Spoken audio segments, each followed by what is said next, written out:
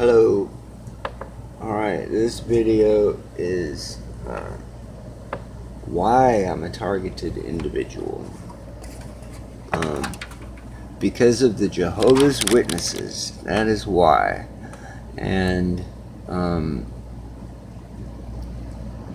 how I know this is because I escaped them, and as soon as I started looking into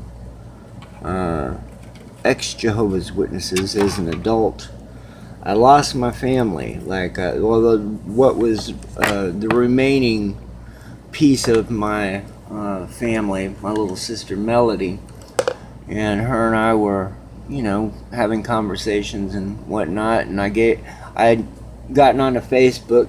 Never really been interested in Facebook or anything like that, but out of boredom, I guess. And as soon as I started talking about my experience as a child growing up with Jehovah's Witnesses, I lost my sister as a friend and family, and immediately thereafter, the poisonings began. And I remember going to my little sister's wedding back, I think it's like 2002, and I went there and saw, a bunch of people that I knew from childhood and whatnot. And I remember there was this one guy, his name was Louis Sabatini, and this guy had so much hatred, and I couldn't figure out why, because growing up, I never had any problems with Lou. I was I was a troubled child, yeah, but I wasn't a bad kid. I'm a good person, and I think this is why they do this. They don't want goodness anywhere. They want to destroy it. And when Lou saw me, man, this guy, he told me, I was giving hugs to everybody that I saw, and he told me, "Don't hug me," and I just hugged him anyway. And he just had this anger and this hate in his eyes, and I thought, after that happened, I thought it was because, I had demons in me or something like that. No, it was because I had the Holy Spirit.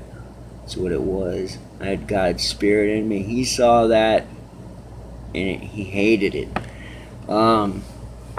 Immediately, well, let's say this. While I was there in Dallas for this wedding for my little sister, I go over to see my other little sister, and I was recovering from.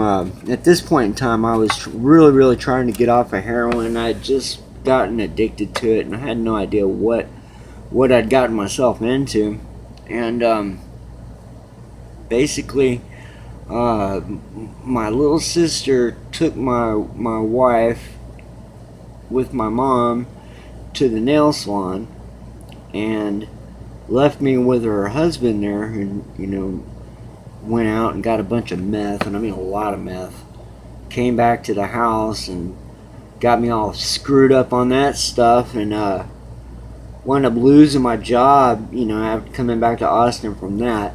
But I realize now that whole thing was set up, man, where my little sister knew that if she got a bunch of meth, brought it back to me, and gave it to her husband to bring back to me, I'd be fucked up. I'd look bad at the wedding. I'd be just another notch on their belt to say, well, Robert's this and Robert's that, or Nolan's this and Nolan's that. That's my name is Rob, but my middle name is Nolan, so hear me call myself Rob, it's just because I'm used to it.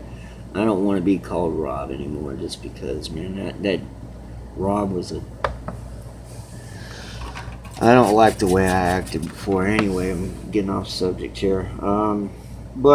Yeah, man, so that was all set up, man. I know it was. I know that they set that shit up. But, like I said, that's where the poisonings began.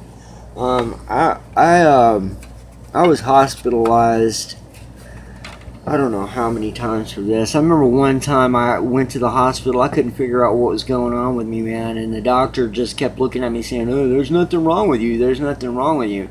They had to come and get me, in an ambulance. I was in the tub. I was like 120, 130 pounds. Uh, Got me to the hospital butt naked, and they let me go that way.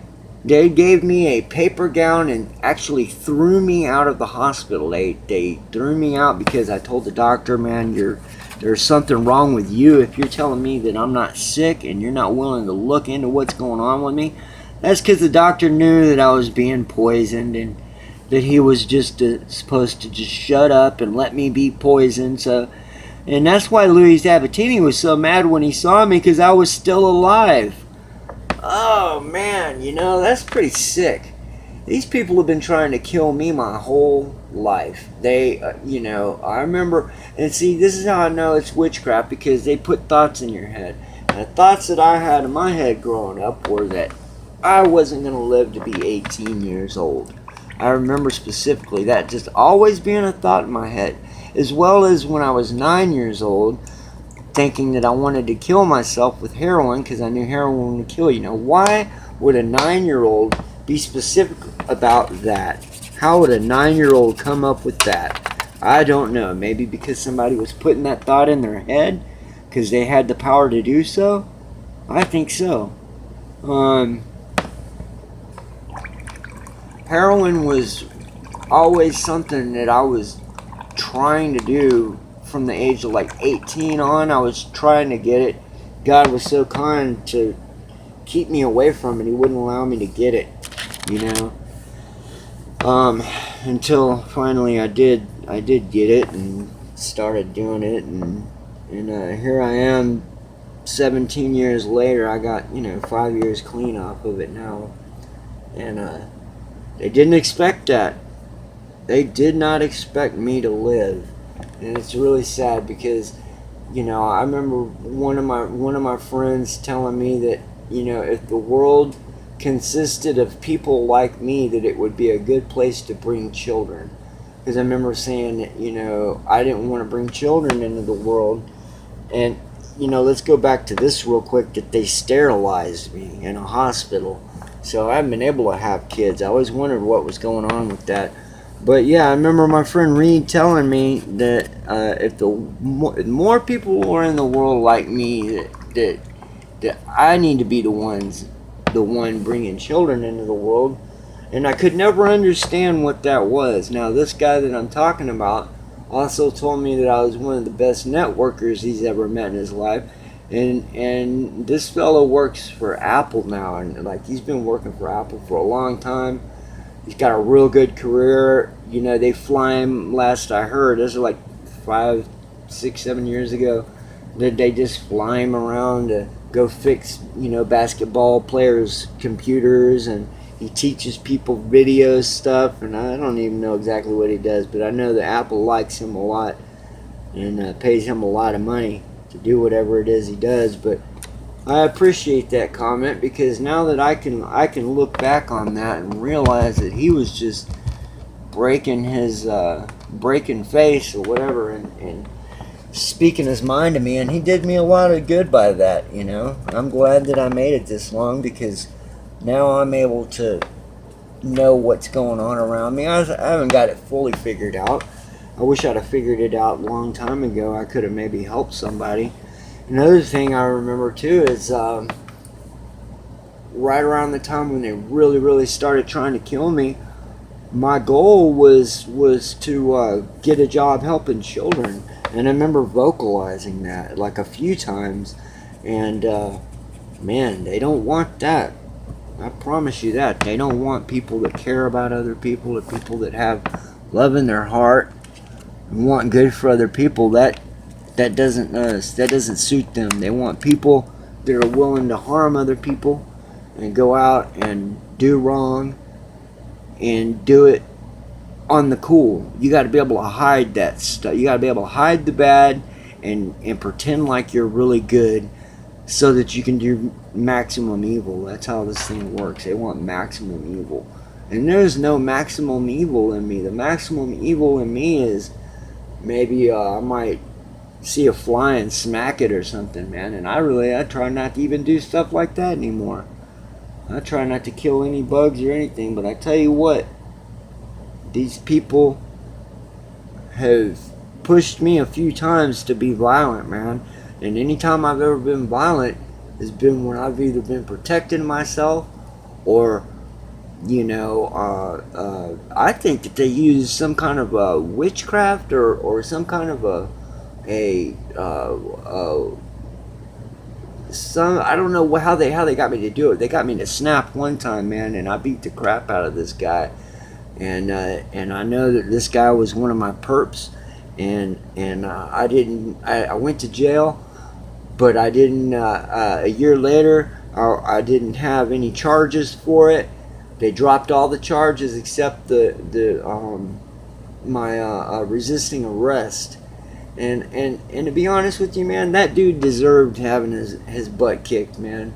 And I'm glad it happened, to be honest with you, because that dude, I would feed that guy. I'd give him weed and stuff like that. When I used to do that, I'd let him in my house and treat him like like I treat people, man. I treat people good, man.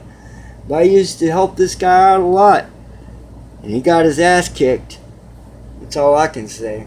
And I didn't get charged for it. I mean, maybe they want to go back in time and recharge me or something. I don't know.